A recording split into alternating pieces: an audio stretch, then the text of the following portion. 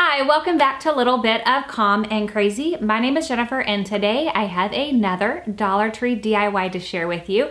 I'm so excited about how these really cute and easy farmhouse DIYs turned out, and I hope that you love them too. If you're new to my channel and you haven't hit that subscribe button, make sure that you hit that subscribe button, and if you enjoy DIYs, give this video a big thumbs up. If you want to follow me on any of my other social medias, I am active on Instagram.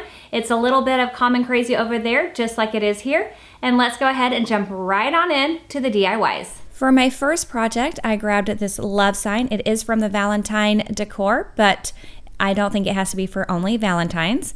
I also grabbed a couple different chalk paints. I grabbed them in the color plaster and in silver lining. I'm also excited about my new little paint tray that I picked up at my last Dollar Tree haul. If you missed that, I will link it for you. Before, if you ever saw, I always just used a paper plate.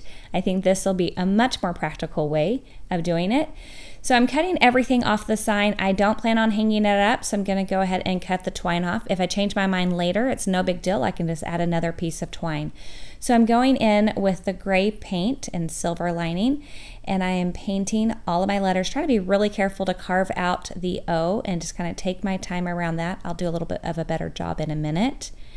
So I'm gonna go through and I'm gonna paint the L, the V, and the E all in the silver lining.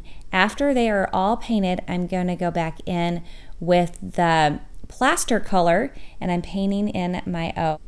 You can always grab something with a curved edge if you don't want to freehand that. And I do have a video where I've done that, so I'll link that. After I let that dry, I went in and I was painting the edges. Now some of the edges and the corners get a little bit tiny, and so I found that my foam brush was a little bit complicated, so I went in with this tiny little brush that I also picked up at the Dollar Tree. Not the best quality brush, but it gets the job done.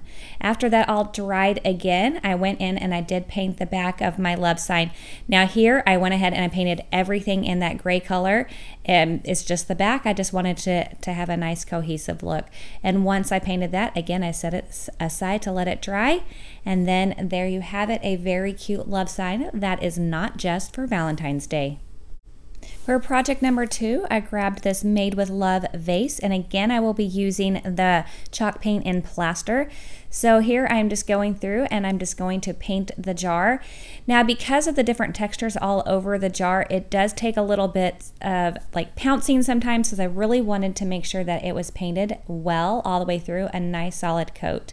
Once I let that dry completely, I'm going in with a very fine grit sandpaper and I'm just sanding some of those higher edges. I really want to make sure that the letters of the Made with Love pop out, as well as just that cute little pattern on the jar. So I'm just going to take that all the way around.